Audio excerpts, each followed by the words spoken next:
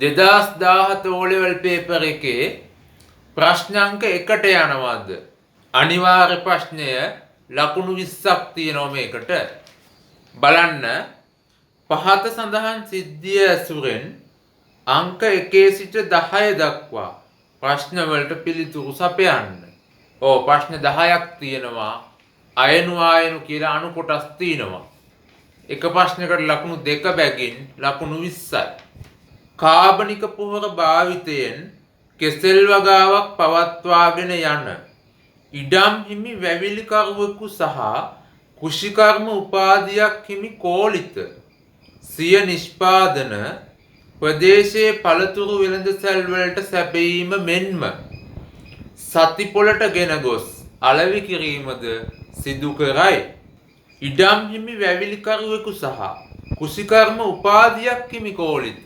ඔන්න ඕවා තමයි ප්‍රශ්න වලට වැදගත් වෙන තැන්. අන්න ඒවට ඉරි අඳින්න. ඉඩම් හිමි වැවිලිකරුවෙකු සහ කෘෂිකර්ම උපාධියක් හිමි. ඔන්න දැන් කෝලිත ගැන කියන්නේ කාබනික පොහොර භාවිතයෙන් කෙසෙල් වගාවක් පවත්වාගෙන යනවලු කෝලිත.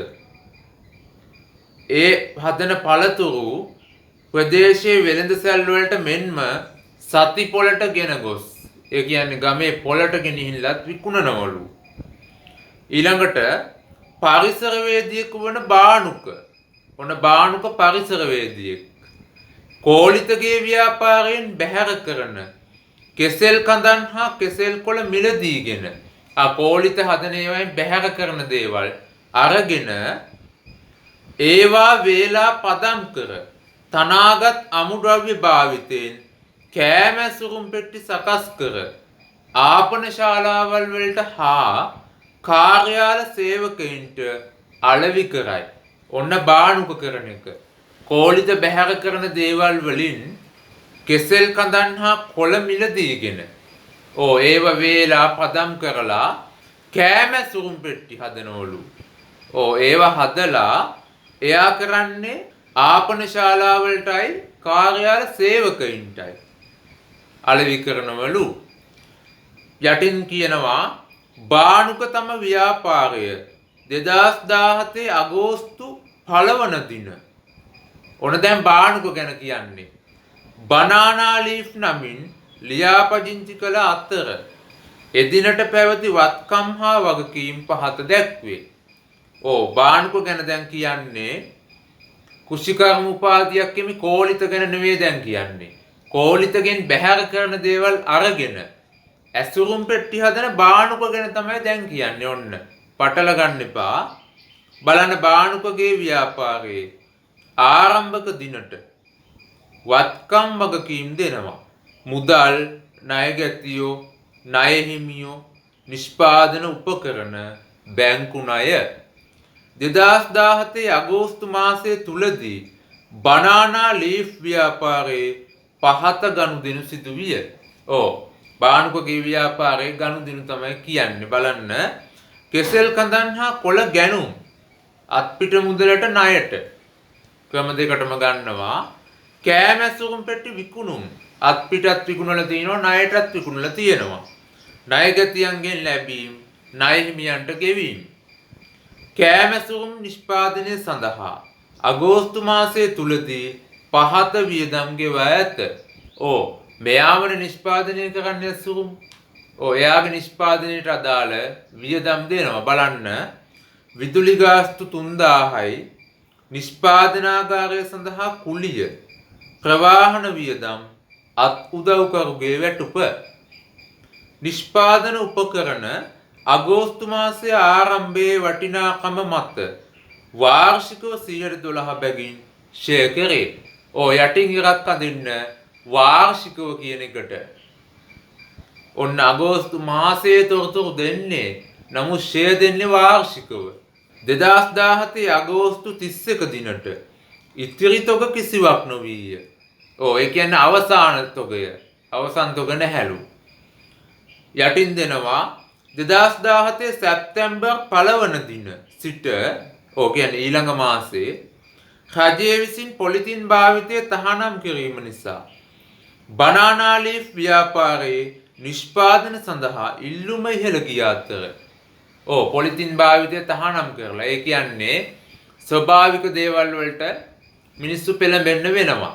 මෙයාගේ ඉල්ලුම වැඩි වෙලා. ඉල්ලුම ඉහළ ගිය අතර එම ඉල්ලුම සපුරාලීම සඳහා සේවකයෙකු අගෝස්තු 31 දින බඳවා ගන්නා ලදී. අලුත් සේවකයෙක් අරගෙන. තවද බදු පදනම මත ඉඩමක් ලබාගෙන අනාගතයේදී කෙසෙල් වගා කර ව්‍යාපාරය පුළුල් කිරීමටද බාණුක තීරණය කරන ලදී. මෙතෙක් ගත්තේ අපි කෝලිතගෙන්නේ. කෝලිතගෙන් බැහැර වෙන ඒවා තමයි ගත්තේ කෙසෙල් කඳන්. දැන් මෙයා බලාපොරොත්තු වෙනවා තමන්ම කෙසෙල් වගා කරලා මේ ව්‍යාපාරය අනාගතයේදී කරගෙන යන්න. ඔන්න ඔහොමයි කේස් එක දෙන්නේ. කේස් ස්ටඩි එකක් ඇසුරෙන් පිළිතුරු සැපයීමක් තමයි තියෙන්නේ පළවෙනි ප්‍රශ්නේදී. ඔය වගේ දල අදහසක් ගන්න ඕන විභාගෙදිත් කියවලා ඉලක්කම් ඒව කියුවේ නැතුණාට කමන්නේ. අදාළ තැන් වලට ඉරි ගහ ගන්න. රෝම ඉලක්කම් එකේ අයන්නෙන් අහනවා. ඔයාලත් මේ විදිහට ලියා ගන්න. 2017 O level ප්‍රශ්න අංක 1. රෝම ඉලක්කම් එකේ අයන්න. බලන්න බනානා ලීෆ් ව්‍යාපාරය කුමන ව්‍යාපාර සංවිධාන වර්ගයකට අයත් වේද? බනානා ලීෆ් කියන්නේ මෙතන බාණුකගේ ව්‍යාපාරය. බනානා ලීෆ් කෝලිත සම්බන්ධයක් නැහැ.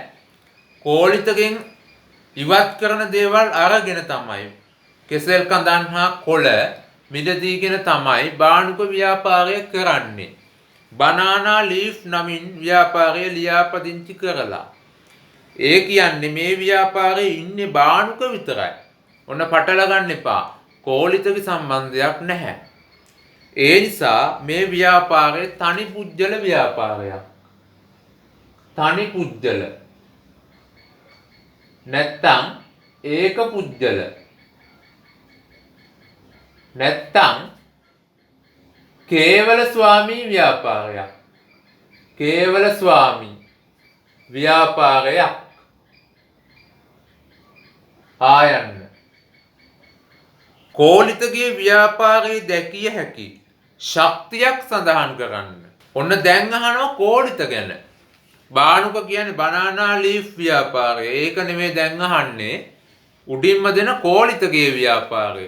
අපි අර ඉරියන්දේ කියවනකොටම කාබනික පොහොර භාවිතයෙන් කෙසෙල් වගාවක් පවත්වාගෙන යන්න. අන්න ඉඩම් හිමි වැවිලි කරුවෙකු සහ කුෂිකර්ම උපාධියක් හිමි කෝලිත. අන්න අපි ඉරියන්දේ එක තමයි. ව්‍යාපාර පරිසරය කොටස් දෙකයි. අභ්‍යන්තර පරිසරය. හැමදාම මම මේ කියනවා බාහිර පරිසරය. අභ්‍යන්තර පරිසරයේ ඉන්නවා අයිතිකරුවන්, සේවකයින්, කළමනාකරුවන්. බාහිර පරිසරය ගැන මම දැන් කියන්නේ නැහැ. අභ්‍යන්තර පරිසරය අධ්‍යයනය කිරීම මගින් ශක්තියින් සහ දුර්වලතා හඳුනා ගන්න පුළුවන්. ශක්තියින් සහ දුර්වලතා. බාහිර පරිසරය අධ්‍යයනය කිරීමෙන් අවස්ථා සහ තර්ජන හඳුනා ගන්න පුළුවන්. අභ්‍යන්තර පරිසරයෙන් ශක්තියින් දුර්වලතා. දැන් මෙතන අහන්නේ ශක්තියින්. ශක්තියින් කියන්නේ ව්‍යාපාරයට යහපත් අන්දමින් බලපාන දේවල්. වාසි සහගතව. අයිතිකරුවන් ඉන්නේ අභ්‍යන්තර පරිසරයේ. ඔන්න ශක්තියක් තමයි මෙතන අයිතිකරු වෙන්නේ කෝලිත. කෝලිත ඉඩම් හිමි වැවිලි කරුවෙකු වීම. අන්න ශක්තියක්. පළවෙනි එක තමයි කෝලිත ඉඩම් හිමි වැවිලි කරුවෙකු වීම. වැවිලි කරුවෙකු වීම.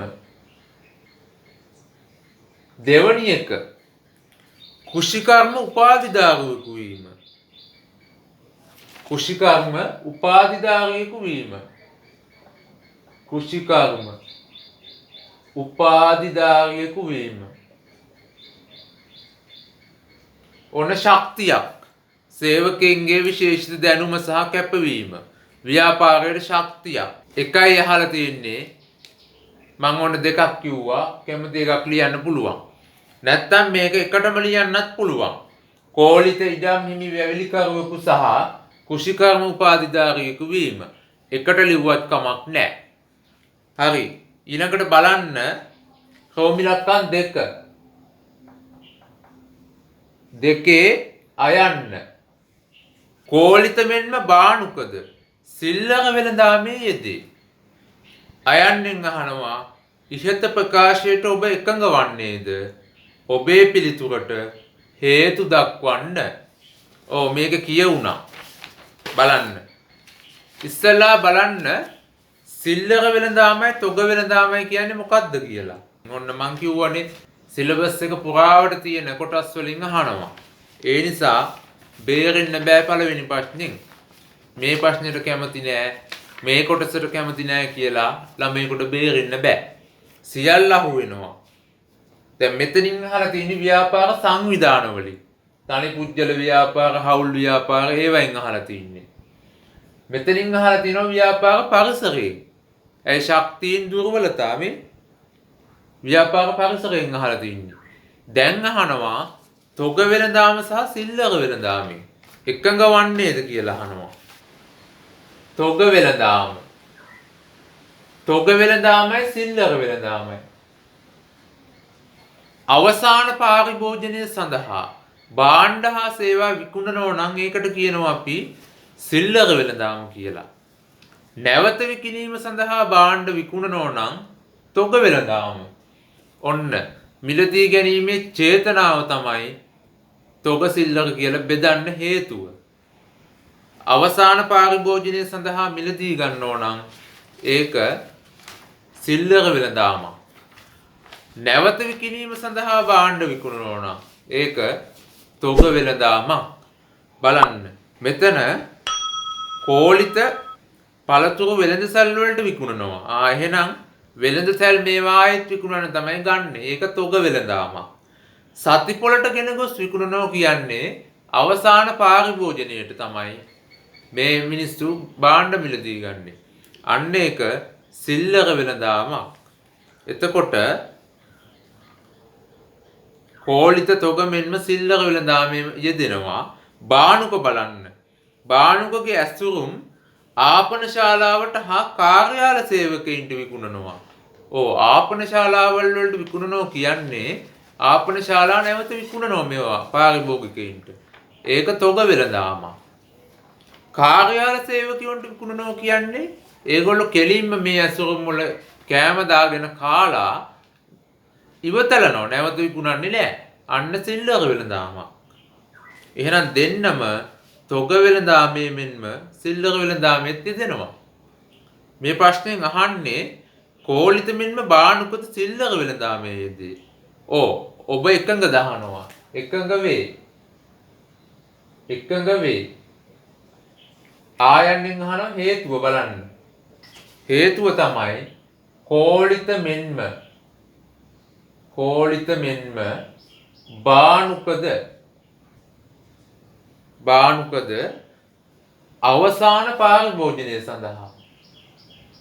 අවසාන පාරිභෝජනය සඳහා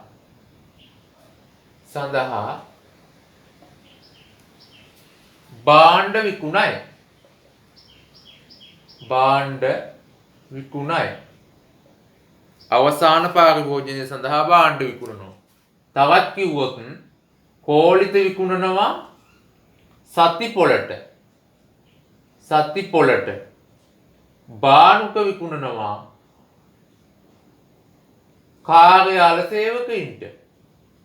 කාර්යාල සේවකයින්ට. ඔන්න දෙන්නම සිල්ලර වෙළඳාමේ යෙදෙනවා. හැබැයි දෙන්නම තොග වෙළඳාමෙත් යෙදෙනවා. ඒක මෙතන අහලා නැහැ. රෝමිලක්කම් 3 බලන්න. මෙම සිද්ධියේ සඳහන් වන සැලසුම් කරන කාර්ය සඳහා නිදසුනක් සහ සංවිධාන කරන කාර්ය සඳහා නිදසුනක් බැගින් ලියන්න. ඔන්න කළමනාකරණය මාතෘකාවෙන් දීලා තින්නේ. 11 ශ්‍රේණිය කළමනාකරණය මාතෘකාවෙන්. සැලසුම් කරණය. ලියාගමු. සැලසුම් කරණය. මෙතනින් උදාහරණේ. උත්තර ලියනකොට පිළිවෙලකට ලියන්න. ඊට පස්සේ සංවිධානකරණය කියලා ලිව්වා. මේ පැත්තෙන් උදාහරණය. සිද්ධිය ඇසුරෙන් අහන්නේ. අපිට ඕන ඒවා ලියන්න බෑ. නිර්වචන ලියන්නත් බෑ මෙතනින්. හැබැයි උත්තර ලියන්න නම් නිර්වචන දැනගෙන ඉන්න ඕන. නැත්තම් උත්තරේ ලියන්න බෑ. පොදු නිර්වචන දැනගෙන ඉන්න ඕන. සැලසුම්කරණය කියන්නේ මොකක්ද කියලා දැනගෙන ඉන්නේ නැති වුණොත් උත්තරේ තෝරන්න බෑ. අපි බලමු සැලසුම්කරණය කියන්නේ මොකක්ද කියලා. සැලසුම්කරණය කියන්නේ සංවිධානයක අරමුණු තීරණය කිරීම සහ ඒවා ළඟා කර ගැනීමට අවශ්‍ය ක්‍රියාමාර්ග තීරණය කිරීම. බැරි ළමයෙක් ඉන්නවනම් බලන්නේ පාඩම් තියරි කොටස්. සැලසුම්කරණය කියන්නේ අරමුණු තීරණය කිරීම. කෙටියෙන්ම කිව්වොත් මේක කියවුණා අන්තිම ඡේදය බලන්න. අන්තිම ඡේදය කියවුණා තවද බදු පදනම මත ඉඩමක් ලබාගෙන අනාගතයේදී කෙසෙල් වගා කර ව්‍යාපාරය පුළුල් කිරීමටද බානුක තීරණය කරන ලදී. යන්න කොහේ හරි කියවෙන්න ඕන උත්තරේ කොහේ හරි උත්තරේ තියෙනවා. ඔන්න සැලසුම්කරණයට උදාහරණය ලියන්න. බදු පදනම මත ඉඩමක් ලබාගෙන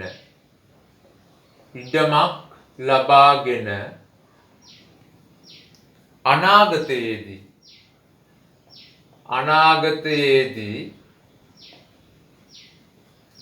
ව්‍යාපාරය පුළුල්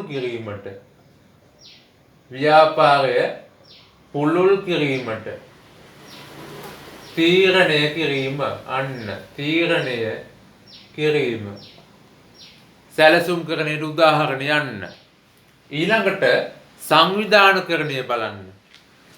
හැබැයි පොදු නිර්වචන තියෙන්න ඕන. නිර්වචන නැත්තම් ලියන්න බැහැනේ මේක. නිර්වචන දන්නේ නැති ළමයෙකුට ලියන්න බෑ. බලන්න සංවිධානකරණය කියන්නේ අවශ්‍ය සම්පත් අනතුරු සහ වැඩ බෙදා හැරීමේ ක්‍රියාවලිය.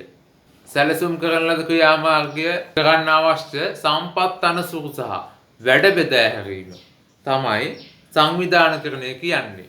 එතනම තියෙනවා ඉල්ලුම සපුරාලීම සඳහා සේවකයෙකු අගෝස්තු 31 දින බඳවා ගන්නා ලදී. අන්න සේවකයෙකු බඳවා ගැනීම තමයි සංවිධානකරණයට උදාහරණ. සම්පත් අනතුරු සහ වැඩ බෙදා හැරීම. එතන වෙන්නේ සේවකයෙක් බඳවා ගැනීම. ලියන්න. සේවකයෙකු බඳවා ගැනීම. සේවකයෙකු බඳවා ගැනීම. ඊළඟට බලන්න කෝමිලක්කම් 4. අයන්න. 4න් ඉවරයි ව්‍යාපාර අධ්‍යයනයෙන්. ඊට පස්සේ 5 ඉඳන් අහලා තින්නේ ගිණුම් කරණේ කොටසින්. හැම අවුරුද්දම මේ විදිහට තමයි එන්නේ. 4න් අහනවා රජය විසින් පොලිතින් තහනම් කිරීම නීතියක් පැනවීම කුමන ව්‍යාපාර පරිසරයට අයත් වේද? ඔන්න ව්‍යාපාර පරිසරයෙන් අහන්නේ. රජය අයිති වෙන්නේ දේශපාලන පරිසරයට. නීතියක් පැනවීම. නීතියක් කියන නිසා අපිට ලියන්න පුළුවන් දේශපාලන හා නෛතික පරිසරය. නෛතික පරිසරය. ඔය උත්තරේ තමයි ලියන්න පුළුවන්. හැබැයි O level මට්ටමේදී මේක වෙන් කරලා තියෙන්නේ. දේශපාලන පරිසරය වෙනම තියෙන්නේ. දේශපාලන පරිසරය. නෛතික පරිසරය වෙනම තියෙන්නේ. නෛතික පරිසරය. ඔන්න ඔය දෙකෙන් ඕන එකක් ලියන්න පුළුවන්. රජය අයිති වෙන්නේ දේශපාලන පරිසරයට. නීතියක් පැනවීම නිසා නෛතික පරිසරය කියලා ලියන්නත් පුළුවන්. දේශපාලන හා නෛතික පරිසරය කියලා එකට ලිව්වත් වැරදි නෑ. ආයන්න. බනානා ලීෆ් ව්‍යාපාරයේ අභ්‍යන්තර පරිසරයට අයත් වන සිද්ධිය සඳහන් පාර්ශ්ව දෙකක් ලියන්න. ඔව් අභ්‍යන්තර පරිසරයට අයිති වෙන්නේ අයිතිකරුවෝ. අයිතිකරුවන් සේවකයින්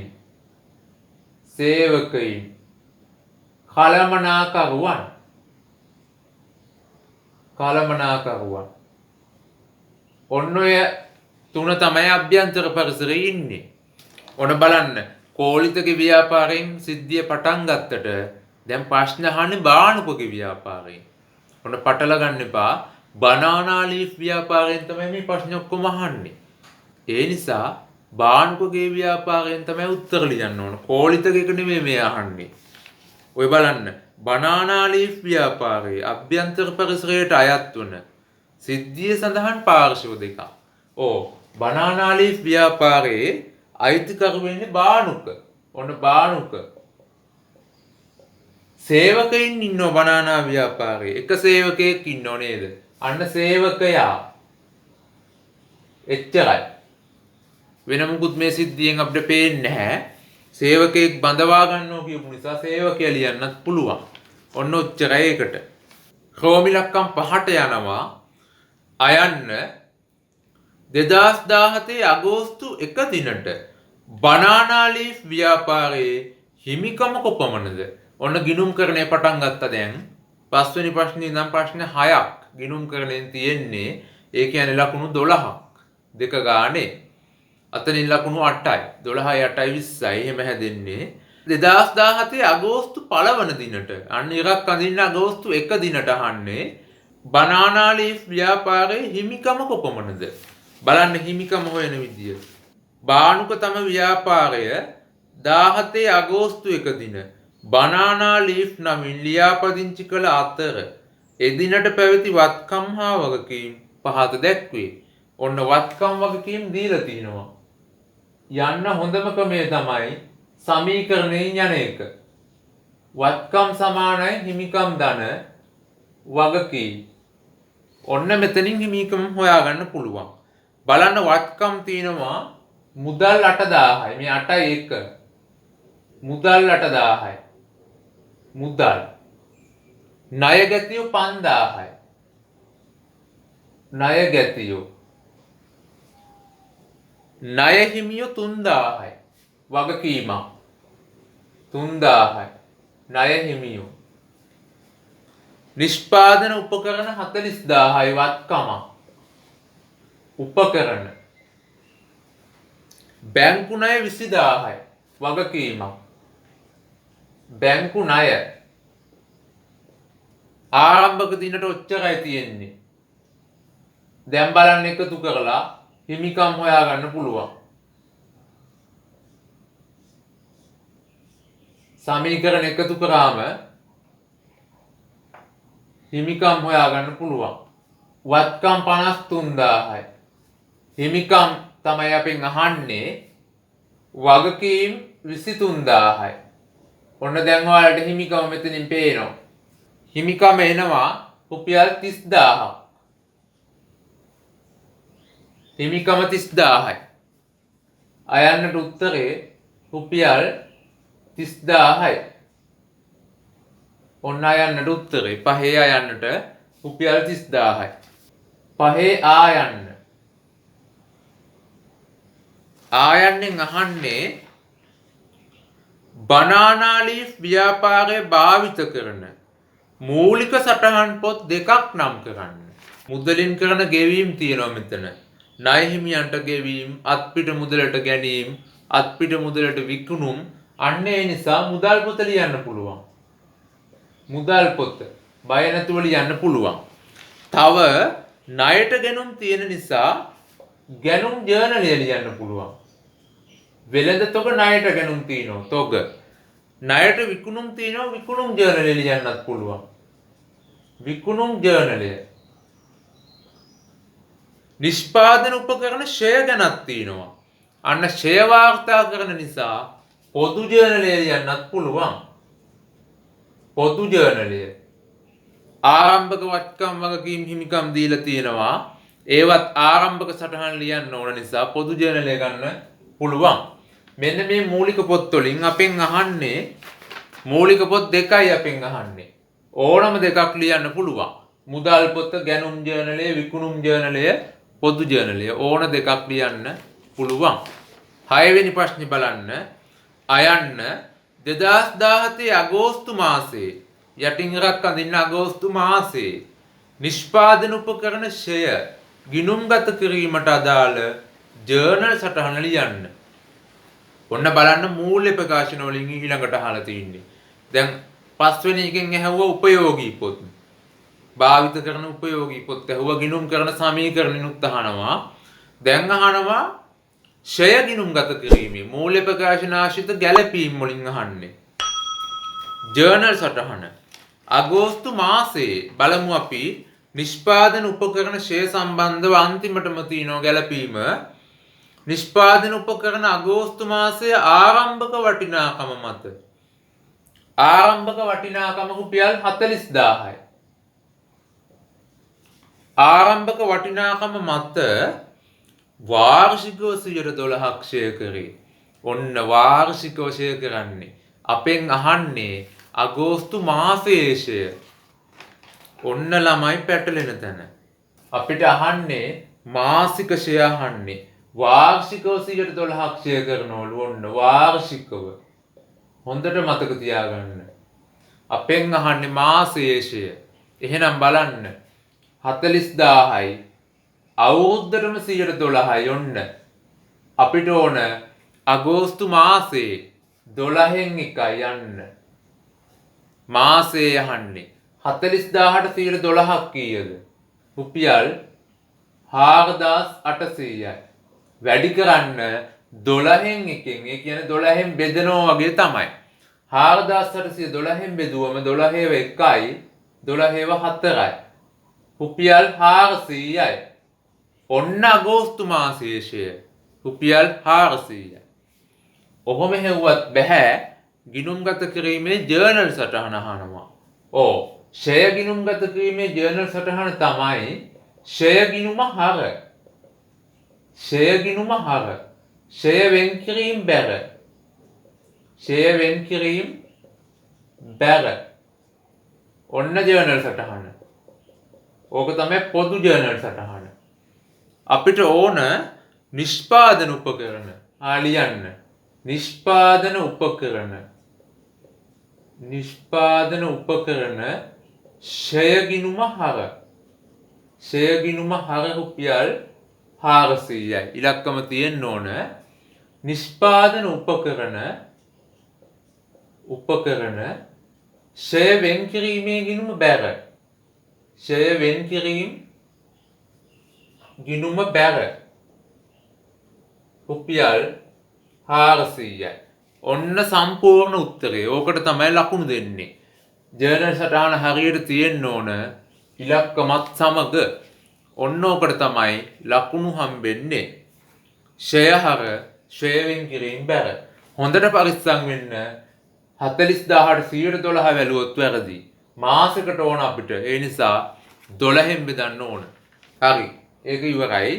ඊළඟට බලන්න 6 ආයන්න. 2017 අගෝස්තු 31 දිනට නිෂ්පාදන උපකරණවල ධාරණ අගය කොපමණද? ආයන්න. ධාරණ අගය හොයන්නේ පිරිවැයෙන් අඩු කරන්න ඕන සමුච්චිත ෂය. සමුච්චිත ෂය. ඔන්න එතකොට තමයි ධාරණ අගය එන්නේ. පිරිවැය 40000යි. නිෂ්පාදන උපකරණවල. සමුච්චිත ෂය කියන්නේ ඉතින් දැන් හොයපු 400 තමයි. කලින් මුකුත් දීලා නැහැනේ. 400යි. මාසයේ ෂය ප්‍රමාණය තමයි. පිරිවැයෙන් සමුච්චිත ෂය අඩු කරන්න. 40000න් 400ක් අඩු කරාම 39600යි. ඔන්න ධාරණ අගය. ඔන්න අගෝස්තු 31 දිනට ධාරණ අගය 39600යි. රුපියල් 39600යි. ඊළඟට බලන්න හෝමි ඉලක්කම් 7 2017 අගෝස්තු මාසය සඳහා බනානා ලීෆ් ව්‍යාපාරයේ මුදල් ගිණුම පිළියෙල කර 17 අගෝස්තු 31 දිනට මුදල් ශේෂය ගණනය කිරීම. අගෝස්තු මාසයේ මුදල් ගිණුම හදන්නේ කියලා තියෙන්නේ. අවසාන මුදල් ශේෂය හොයන්න ඕන අපි. ඔන්න මුදල් පොතෙනුත් ඇවිල්ලා කියන්නේ බලන්න.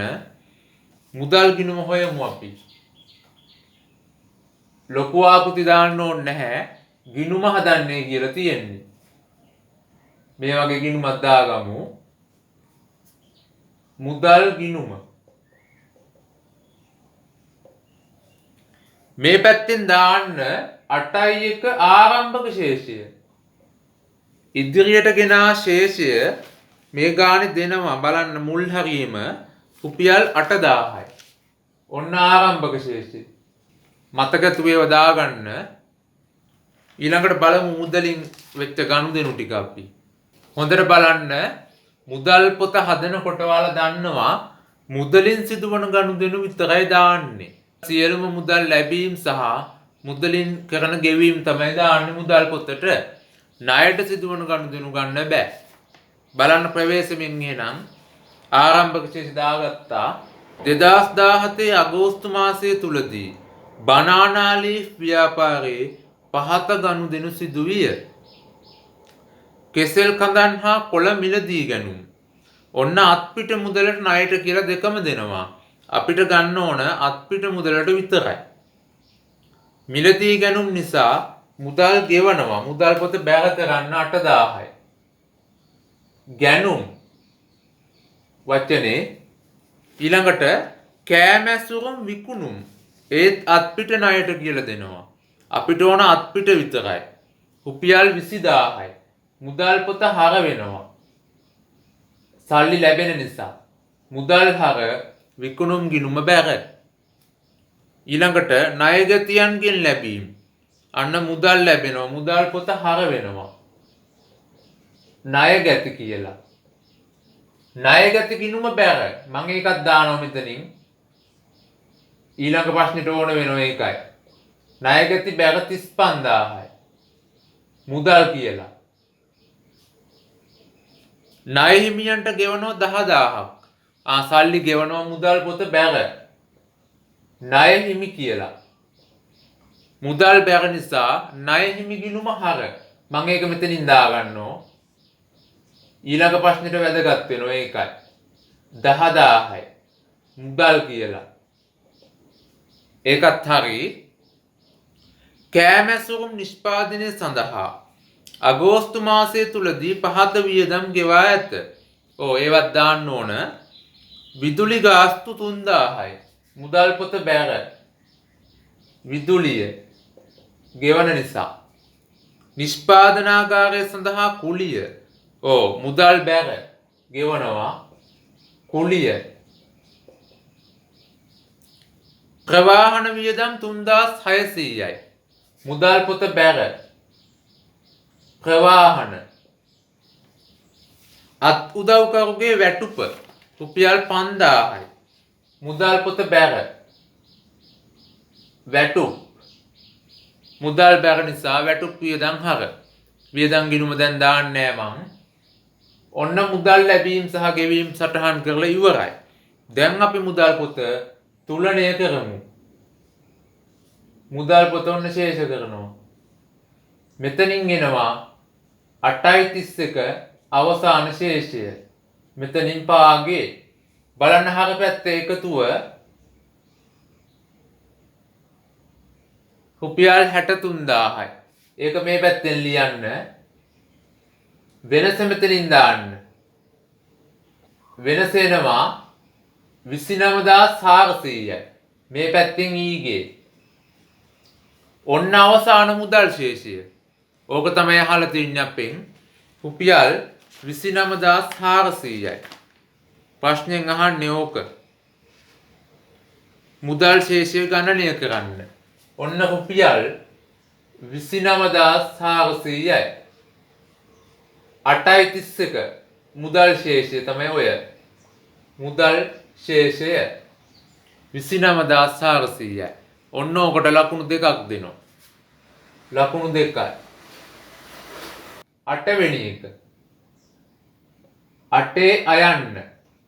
2017 අගෝස්තු 31 දිනට බනානා ලීෆ් ව්‍යාපාරයේ අයන්නෙන් අහනවා ජංගම වත්කමක් හා ජංගම වගකීමක් අගයන් සහිතව ලියන්න. අපි බලමු අයන්න ජංගම වත්කමක්. ජංගම වත්කමක් අහන්නේ හැබැයි අගෝස්තු 31 දිනට. මේ ගානේ දීපු ආරම්භක ශේෂ ලියන්න බෑ එතකොට. ජංගම වත්කම් වලට ගන්න පුළුවන් මුදල්. මුදල් ශේෂය. හැබැයි 8.31 දිනට අපි හෙව්වා උඩ. 8.31 මුදල් ශේෂය හෙව්වා අපි 29400යි. 29400යි. අන්න ඒක ගන්න පුළුවන්. ඒක ගන්න පුළුවන්. එකයි අහන්නේ. තව අපිට පුළුවන් ණය ගැතියෝ ගන්න. ණය ගැතියෝ. මං ඉස්සෙල්ලා ගිණුම දාලම පෙන්නුවා ණය ගැතියන්ගෙන් මුදල් ලැබෙනකොට මුදල් පොත හර වෙලා ණය ගැති ගිණුම බැර වෙනවා. ණය ගැති ගිණුම බැර වෙනවා. 35000යි. ආරම්භක ණය ගැති ශේෂය දීලා තියෙනවා උඩින් ණය ගැතියෝ 5000යි කියලා. ඔන්න බලන්න අවසාන ණය ගැතියෝ ගන්න විදිය. අපිට ඕන 8.31 දිනට ණය ගැති ශේෂය. ණයට විකුණුම් දීලා තිනවා මේ පැත්තෙන් ඉන්නේ ණයට විකුණුම්. විකුණුම් ගිණුම බැර ණය ගැති ගිණුම හර. ඇසුරුම් ණයට විකුණුම් දෙනවා 40000ක් අන්න. විකුණුම් බැර ණය ගැති ගිණුම හර. ඔන්න ණය ගැති ශේෂය එනවා බලන්න දැන්. 45000යි 35000ක් අඩු වුණාම 10000යි. අවසාන ණය ගැති ශේෂය රුපියල් 10000යි. අන්න ඒක ගන්නත් පුළුවන්. ආරම්භක 5000 ගත්තොත් වැරදි. ණය ගැතියෝ 10000යි ඒක ගන්නත් පුළුවන්. එකයි අහන්නේ ආයන්න බලන්න. සෝමිලක්කම් 8 ආයන්න. ජංගම වගකීමක් අගයන් සහිතව ලියන්න. ජංගම වගකීම් උනත් උඩ තියෙන ණය හිමියෝ ලිව්වොත් වැරදි. ඒ දීලා තියෙන ආරම්භක ණය හිමියෝ. අපෙන් අහන්නේ අවසාන දිනට. 8.31 අහන්නේ අපෙන්. අපි හදා ගන්න ඕන මේ විදියට ණය හිමියෝ. ගිණුම නොදා වුණත් හදා ගන්න පුළුවන්. ආරම්භයේ තියෙන ණය හිමි ශේෂය, බැර ශේෂය රුපියල් 3000යි ඔන්න. ණයට ගෙනුම් වෙනවා මේ පැත්තෙන්. ණයට ගෙනුම් තියනවා කෙසෙල් කඳන් හා කොළ ගැනුම් කියලා 12000ක්. අන්න ගැනුම් ගිණුම හර ණය හිමි ගිණුම බැර 12000යි. බලන්න අවසාන ණය හිමි ශේෂය. ණය හිමියන්ට මුදල් ගෙව්වා 10000යි. මුදල් පොත බැර ණය හිමි ගිණුම හර 10000යි යන්න. අපි උඩ ගානෙත් කරා. ඔන්න ණය හිමි ගිණුම ශේෂ කරන්න දැන්. එනවා අවසාන ශේෂය. 8.31 පාගේ ඊගේ. ඔන්න එනවා 5000යි. ඔන්න ඕක තමයි අවසාන ණය හිමි ශේෂය. රුපියල් 5000යි. ඔන්න ඕක ලිව්වොත් හරි. ආරම්භක 3000 ලිව්වොත් වැරදි. එච්චරයි. ජංගම වගකීමකට තියෙන එකයි කොහොමත්. බැංකු ණය තියෙනවා බැංකු ණය ගන්න බෑ. බැංකු ණය කියන්නේ ජංගම වගකීමක් නෙවෙයි නිසා. ජංගම නොවන එකක් ඒක. ඒක ලිව්වොත් වැරදි. ඔන්න රෝමිලක්කම් 8ක් ඉවරයි. රෝමිලක්කම් 9 බලන්න 2017 අගෝස්තු 31 දිනට බනානා ලීෆ් ව්‍යාපාරයේ මූලික ගිණුම් කරන සමීකරණය අගයන් සහිතව දක්වන්න. රෝමිලක්කම් 9 2017 අගෝස්තු 31 දිනට අවසන් දිනට ඉල්ලන්නේ 8.31 දිනට ගිණුම් කරන සමීකරණය ඉල්ලනවා. බලමු. වත්කම් සමානයි හිමිකම් ධන වගකීම්. හිමිකම් ධන වගකීම්. මෙතනත් දැන් ආරම්භක ශේෂ ගන්න බෑ. අවසාන දිනට තමයි ඉල්ලන්නේ. අපි අවසාන දිනට ශේෂ අවශ්‍ය දේ අංක 8න් ගොඩක් ඒවා අපි හොයාගෙන ඉවරයි. අවසාන දිනට මුදල් ශේෂය අපි උඩ හෙව්වා බලමු. මුදල් ශේෂය හෙව්වා 8.31 දිනට අපි උඩ 29400යි. අන්න වත්කම්. ණය ගැතිය හෙව්වා අපි 10000යි කියලා. ණය ගැති 10000යි. ඒ ඔක්කොම උඩින් හෙව්වා. ඊළඟට ණය හිමියොත් අපි හොයාගත්තා 5000යි කියලා. මෙන්න වගකීමක්. ණය හිමියෝ 5000යි.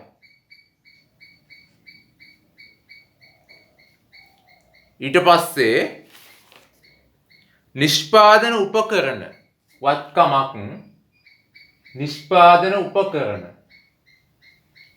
ධාරණගය ගන්න ඕන ෂෙයා අඩු කරලා අපි උඩ හෙව්ව ධාරණගය 39600යි.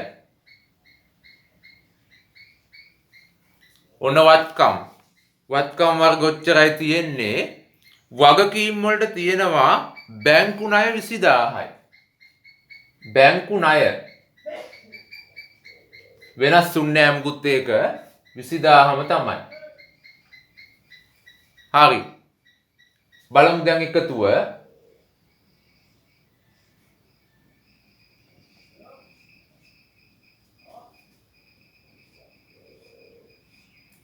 බලන්න. වත්කම් වල එකතුව.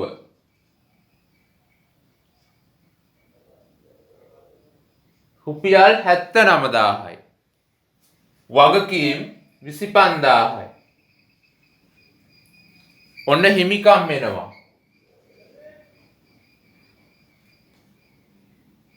රුපියල් 54000යි. හිමිකම් වල එකතුව. ඊළඟට යනවා මම රෝමිලක්කම් 10ට. 10 අයන්නෙන් අහනවා බනානා ලීෆ් ව්‍යාපාරය අගෝස්තු මාසය තුල නිෂ්පාදනය කළ කෑම සුරුමක පිරිවැය කොපමණද? ඔන්න නිෂ්පාදන පිරිවැයෙන් අහලා තින්නේ. 11 වසරේ ගිණුම් කරණයේ අන්තිම පාඩම. ආයෝජනයට මෙහායින් තියෙන නිෂ්පාදන පිරිවැය. ඔන්න ඒ පාඩමින් අහලා. ආයන්නෙන් අහනවා එක් කෑම සුරුමක් විකිණීමේදී තබා ගන්නා ලද ලාභය කොපමණද? ඒකක විකුණුම් මිල, ඒකක ලාභාන්තිකය, ඒකක පිරිවැය හොයාගත්තම ඕක ප්‍රශ්නයක් නැහැ. අපි බලමු අයන්න. බනානා ලීෆ් ව්‍යාපාරයේ අගෝස්තු මාසය තුල නිෂ්පාදනය කළ ඉරක් අඳින්න කෑම ඇසුරුමක පිරිවැය. අන්න ඒකක පිරිවැය අහන්නේ. අපි බලමු. ඍජු ද්‍රව්‍ය, ඍජු ශ්‍රමය, ඍජු වෙනත්. ඔන්න පිරිවැය. පිරිවැය මූලිකාංග ඍජු ද්‍රව්‍ය, ඍජු ශ්‍රමය, ඍජු වෙනත්. බලමු ඍජු ද්‍රව්‍ය මොනවද කියලා මේකේ. ඍජු ද්‍රව්‍ය මොනවද හදන්නේ? කෑම ඇසුරුම් නේද? කෙසෙල් කඳන් හා කොළ. අන්න ඍජු ද්‍රව්‍ය කියන්නේ ඒක. මිලදී ගැනුම්. ඒක තමයි අපිට ගන්න වෙන්නේ ඍජු ද්‍රව්‍ය වලට. අත්පිට ණයට දෙකම ගන්න ඕන. අත්පිට 8000යි, ණයට 12000යි. අන්න දෙකම රුපියල් 20000යි. කෙසෙල් කඳන් හා කොළ. කෙසෙල් කඳන් හා කොළ තමයි ඍජු ද්‍රව්‍ය වෙන්නේ. රුපියල් 20000යි. මේ රුපියල් 20000 ආවේ අත්පිට 8000යි, ණයට 12000යි. එහෙම තමයි ආවේ. අත්පිට ණයට මේ අත්. ඍජු ශ්‍රමය කියන්නේ ඇසුරුම් සකසන්නාගේ වැටුප. ඇසුරුම් සකසන්නාගේ වැටුප පල්ලෙහැන් දීලා තිනවා. අත් උදව්කරුගේ වැටුප. ඒක තමයි ගන්න වෙන්නේ රුපියල් 5000යි. බලන්න අන්තිමටම වගේ තියෙන්නේ. අත් උදව්කරුගේ වැටුප. අත් උදව්කරුගේ වැටුප. ඒක තමයි ගන්න වෙන්නේ රුපියල් 5000යි. ඍජු ශ්‍රමය. ඍජු වෙනත්. ඍජු වෙනත් මේකේ නැහැ. පුරස්කාර මෝස්තර සඳහා පිරිවැය කතෘ භාගයව නෑ මේකේ. ඔන්න ඍජු ද්‍රව්‍ය ඍජු ශ්‍රමය ඍජු වෙනත් එකතු කරාම වෙන උත්තරයට කියනවා ප්‍රාථමික පිරිවැය කියලා. ප්‍රාථමික පිරිවැය primary cost. ඒකට එකතු කරන්න නිෂ්පාදන පොදුකාර්ය පිරිවැය. නිෂ්පාදන පොදුකාර්ය පිරිවැය. කිසියම් ළමයෙකුට මේව බැරි නම් මම කරලා තියෙන බලන්න තියරි කොටස් 11 වසරේ පෙළ පොතේ තියෙන ප්‍රශ්න කරලා තියෙන වීඩියෝ දාලා තියෙන්නේ ඒව බලන්න. දැන් මම මෙතන පැහැදිලි කරන්නේ නැහැ. නිෂ්පාදන පොදුකාර්ය පිරිවැය කියන්නේ වක්‍ර පිරිවැයම තමයි. වක්‍ර ද්‍රව්‍ය, වක්‍ර ශ්‍රමය, වක්‍ර වෙනත්. ඔන්න ඔහොම තමයි හැදෙන්නේ පොදුකාර්ය. වක්‍ර ද්‍රව්‍ය මෙතන නැහැ. වක්‍ර ශ්‍රමය නැහැ. වක්‍ර වෙනත් තමයි ඔක්කොම තියෙන්නේ. විදුලි ගාස්තු 3000යි. විදුලි ගාස්තු රුපියල් 3000යි. නිෂ්පාදනාගාරය සඳහා කුලිය, අන්න කුලිය, කම්හල් කුලිය 4000යි. වක්‍ර වෙනත්. ප්‍රවාහන වියදම්, ප්‍රවාහන රුපියල් 3600යි. දැන් මෙතන ප්‍රවාහන වියදම වල බලන වැඩි බෙදා හැරීම් වගේ දැක්කට, නමුත් මෙතන මේ කොළ කෙසෙල් කඳන් හා කොළ ගේන්න දරන වියදම වෙන්න ඕන මේක. ඒ නිසා මේක නිෂ්පාදන පිරිවැයට ගන්න. මග හැරලා යන්න එපා.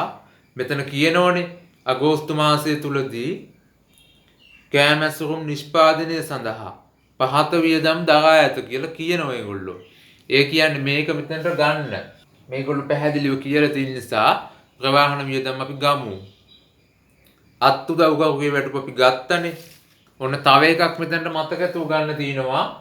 උපකරණ ෂෙය අමතක කරන්න එපා. ඒ නිෂ්පාදන උපකරණ ෂෙය අපි හෙව්වා රුපියල් 400යි කියලා. මතකද? 400 ගත්තේ කොහොමද? උපකරණ වටිනාකම 40000යි. 40000ට 12යි ෂෙය ප්‍රතිශතය අවුරුද්දටම අපිට ඕන මාසෙකට 12න් එකයි. ඔන්න ඕකෙන් තමයි අපි රුපියල් 400 ගත්තේ. අන්න අගෝස්තු මාසයේ ෂෙය කියන්නේ වක්‍ර වෙනත් වියදමක්. පොදුකාර්ය පිරිවැයක් ඒක. ඒක අනිවාර්යෙන් මෙතනට ගන්න. ඔන්න බලන්න පොදුකාර්ය වල එකතුව. රුපියල් 11000යි. ප්‍රාථමික පිරිවැයට නිෂ්පාදන පොදුකාර්ය පිරිවැය එකතු කරාම නිෂ්පාදන පිරිවැය එනවා. ඔන්න නිෂ්පාදන පිරිවැය බලන්න දැන්. රුපියල් 36000යි. මුළු නිෂ්පාදන පිරිවැය රුපියල් 36000යි. අපෙන් අහන්නේ එක් ඇසුරුමක පිරිවැය. ඒකකයක පිරිවැය අහන්නේ. ඒකකයක පිරිවැය හොයන්නේ ඒකකයක පිරිවැය සමානයි මුළු පිරිවැය බෙදන්න ඒකක ගණනින්. ඒකක ගණනින් මුළු පිරිවැය රුපියල් 36000යි. බලන්න ඇසුරුම් කීයක් හදලද කියලා. එහා පැත්තේ දෙනම ඇසුරුම්. ඔය තියෙන්නේ කෑම ඇසුරුම් විකුණුම් කියලා දීලා තිනවා. අත්පිට මුදලට ඒකක 1000යි. මම මෙතනින් හදනවා ඒකක 1000යි. ණයට ඒකක 2000යි. ඒකක 2000යි ණයට. අපිට එහෙම වැඩක් නැහැ. අත්පිටද ණයටද කියලා වැඩක් නැහැ. හදලා තියෙනවා ඒකක 3000ක්. ඔන්න හදපු ගාන තමයි ඒගොල්ලෝ විකුණලා තින්නේ. ඒකක 3000ක් හදලා තිනවා. අන්න එතනින් තමයි ඒක ගන්නෙ. බෙදන්න ඒකක 3000ෙන්. 36000 3000ෙන් බෙදන්න. රුපියල් 12ක්. ඔන්න ඒකකයක නිෂ්පාදන පිරිවැය රුපියල් 12යි මෙන්න. මුළු පිරිවැය 36000යි. ඒකක හදලා තිනවා 3000ක්. උඩින් දෙනවා 1000ක් අත්පිට 2000ක් ණයට. ඔක්කොම 3000යි. 36000 3000ෙන් බෙදුවම 12යි. ඔන්න එක් ඇසුරුමක පිරිවැය රුපියල් 12යි. ඒක තමයි අහන්නේ. එක් ඇසුරුමක පිරිවැය රුපියල් 12යි. ඔන්න උත්තරේ අයන්නට. 10 ආයන්නට යනවා එක්කෑම ඇසුරුමක් විකිණීමේදී තබා ගන්නා ලද ලාභය කොපමණද? දැන් අපි ඒකකයක පිරිවැය හෙව්වා යන්නේ. ඒකකයක පිරිවැය හෙව්වා. රුපියල් 12යි කියලා. ඒකකයක පිරිවැය 12යි කියලා හෙව්වා. දැන් අහනවා ලාභය. පිරිවැයට එකතු කරන්න ලාභය. එතකොට හැදෙනවා විකුණුම් මිල. විකුණුම් මිල. පිරිවැය අපි හෙව්ව 12යි. ඔන්න අපෙන් අහන්නේ ලාභය. ලාභාන්තිකයක් ප්‍රතිශතයක් දීලත් නෑ මේගොල්ලෝ. දීලා නැත්තම් අපිට හොයා ගන්න ඕන විකුණුම් මිල කීයද කියලා.